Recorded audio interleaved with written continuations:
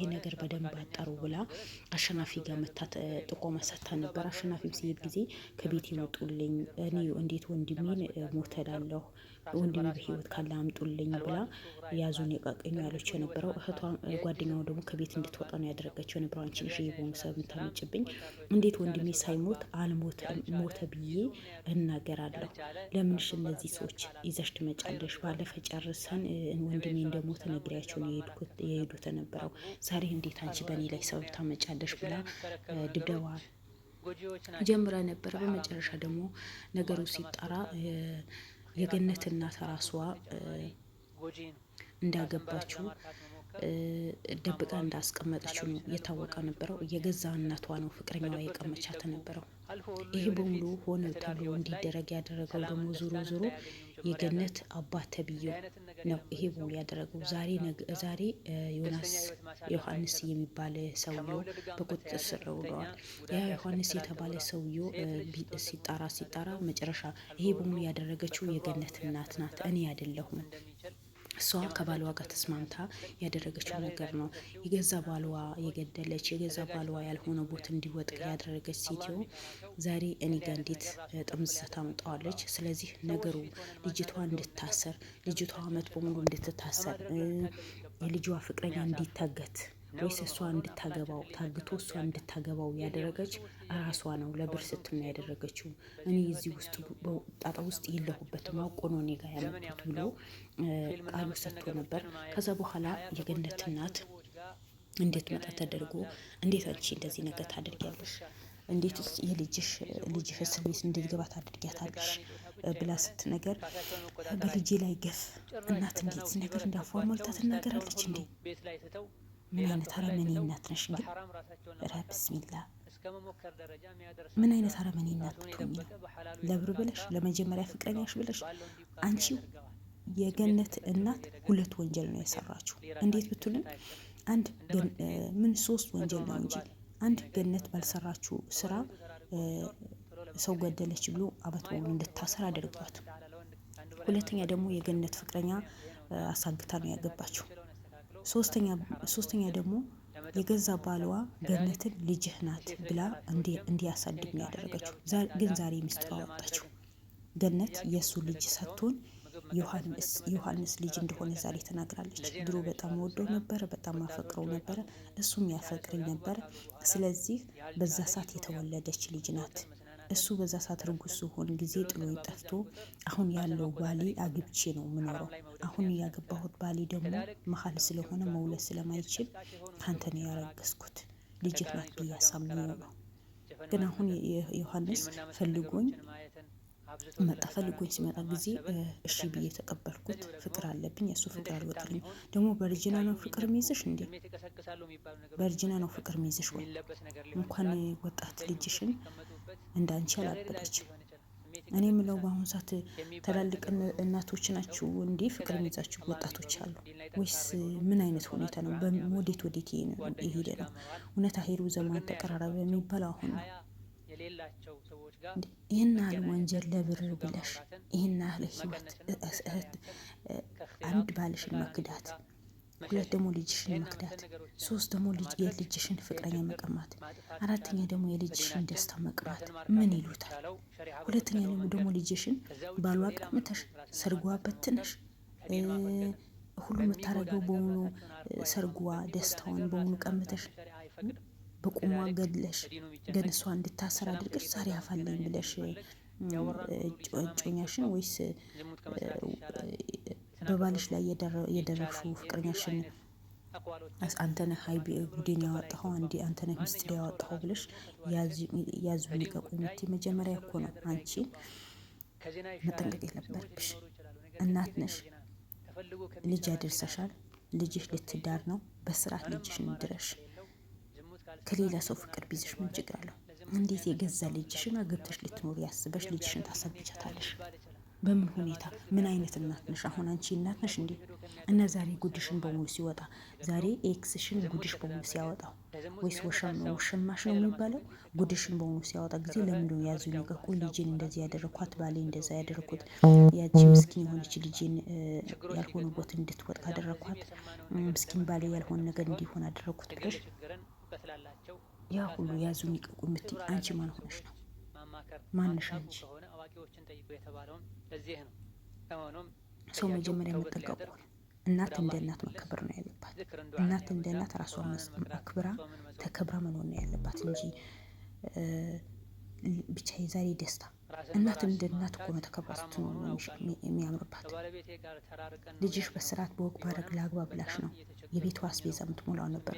ግን አንቺ በአንድ በኩል አሳግተሽ ባሏ ቀምተሽ መንገድ ለመንገድ እንድትሄድና አይምሯ እንዲሰትና ከአገልግሎት ውጭ እንድትሆን አደረግሻት። የገዛ እናት በልጅ ላይ እንደዚህ ይጫወታል? አርግዘሽ አምጠሽ የወለድሻት ልጅሽን እሺ፣ ሌላ እናቶች በሌላ ልጅ ላይ ጉድ ያልሆነ ነገር ሲፈጥሩ ጊዜ ለምንድን ነው ሰው ያዙኝ ይቀቁ የሚባለው? የገዛ እናት እንደዚህ ያደረገች።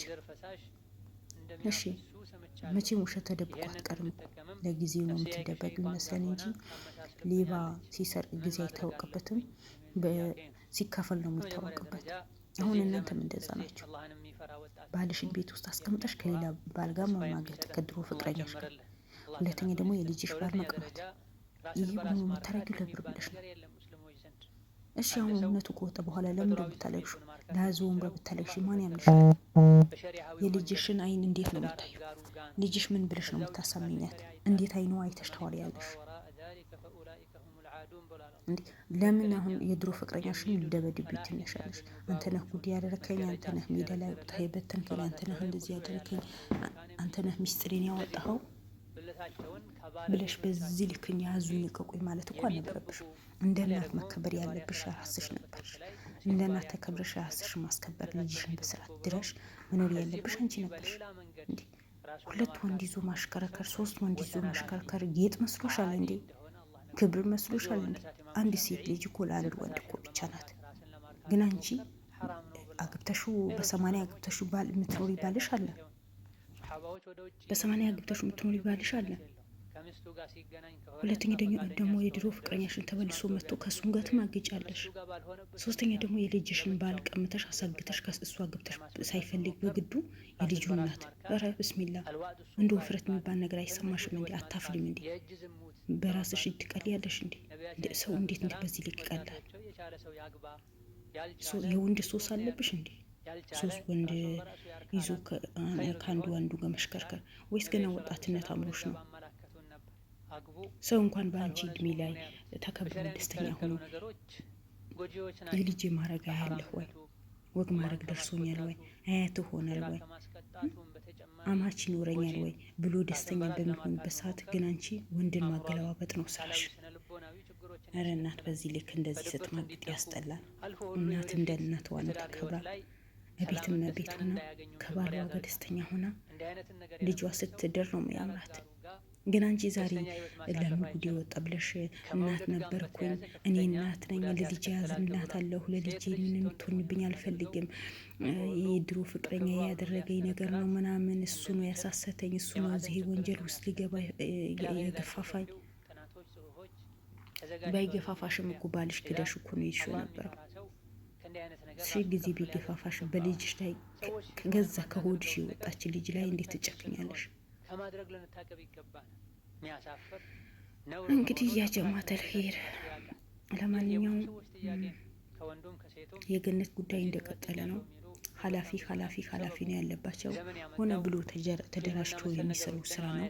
በቃ የወንጀል ስራ አገራችን ላይ ተደራጅተው ነው የሚሰሩት። እንደው ጥሩ ስራ ላይ ተደራጅተው የሚሰሩ ሰዎች ወንጀል ጠላት ይበዛባቸዋል። እነዚህ ወንጀል የሚሰሩ ሰዎች ለምንድነው ጠላት ነው ይበዛባቸው?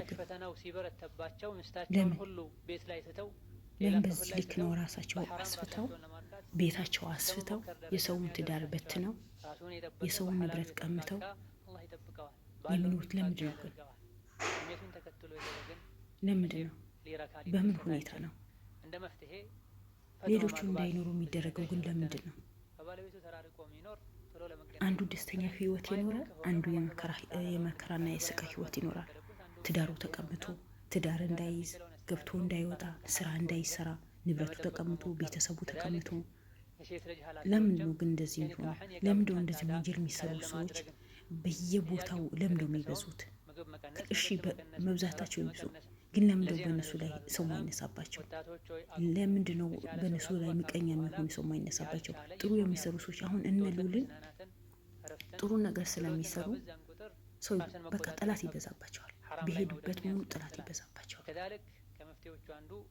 በሄዱበት ሙሉ ግን እነዚህ ወንጀልን ሰው ከሰው የሚያጋጩ የሰው ንብረት የሚቀሙ ሰው ገብቶ እንዳይወጣ የሚያደርጉ ሰዎች እንደ ልባቸው ገብቶ ይወጣል። አለ ጥበቃ፣ አለ ፖሊስ፣ አለምን በምን ሁኔታ እንደዚህ ሊሆን ይችላል?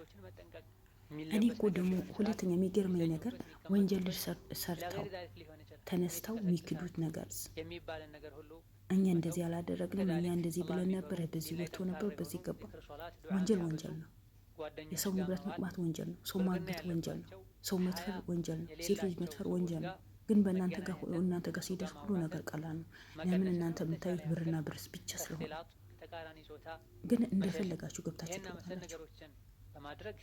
የሰውን ስቃይን የሚቀርፉ ሰዎች፣ የሰውን በደል ሆነ ብሎ እንደ ራሳቸው በደል አድርጎ የሚያዩ ሰዎች፣ የተራበ የሚያበሉ ሰዎች፣ የወደቁ የሚያነሱ ሰዎች፣ የታመሙ የሚያሳክሙ ሰዎች ጠላት ይበዛባቸዋል። በሄዱበት ሆኖ መግባት መውጣት ያቅታቸዋል። እናንተ ግን ሰው ገላችሁ የሰውን ብረት ቀምታችሁ ሰውን እንዳይኖር ገብቶ እንዳይወጣ ትዳሩ ላይ እንዳይኖር ከልጁ ላይ እንዳይኖር ሴት ልጅ ገብታ እንዳትወጣ ታደርጉና እንደፈለጋችሁ ገብታችሁ ነው የምትወጡት። በእናንተ ላይ ፈጣሪ የለም እንዴ? ለምንድን ነው ግን ሁሉ ነገር በዝምታ የሚታለፈው? ማን ናቸው እነሱ? በተለይ እንዲህ በሴት ላይ የሚጫወቱ ወንዶችም ሆነ ሴቶችም ፊታቸው ሳይሸፈን እንዳይደገም ሌላ ሰው እንዲጠነቀቅ እንዲሁ ቢለቀቁ እኔ ደስታ ያልችለው። ለምን ወንጀል ስሩ? አዎ ወንጀል ሰርተዋል። ስለዚህ በወንጀላቸው ልክ መቀጣት አለባቸው። የነገ ህይወታቸው ሊበጥበጥ ይችላል፣ ይበጥበጥ። ዛሬ የሰውን ህይወት ለምን እንደሚበጠብጡት? ዛሬ የተበጠበጡ ሰዎች እኮ መኖር ቢፈልጉ ሰዎች እኮ ናቸው። ሳይፈልጉ በግድ እኮ ነው ንብረታቸው የሚዘረፈው፣ ከልጃቸው የሚለዩ ከሚስታቸው የሚለዩ ሳይፈልጉ እኮ። ስለዚህ እነሱ ማንነት ተብሎ ለእነሱ የሚታሰብላቸው ምንም ፊታቸው ሳይሸፈን ቢለቀቅ እኔ ደስተኛ አልችልም። የገነት እናት ግን የእጅን ስላገኘሽ ስለተያዝ በቁጥር ስለዋሽ ከመጀመሪያ ይክስሽ ከመጀመሪያ ፍቅረኛሽ ጋር ጉዳችሁ ስለወጣ ሚስታችሁ ስለወጣ በቁጥር ስር ስለዋላችሁ በጣም ደስ ብሎኛል። እንደናንተ አይነት ከፍተኛ ቅጣት ነው የሚገባው። ባይ ባይ። ወዳችኋለሁ።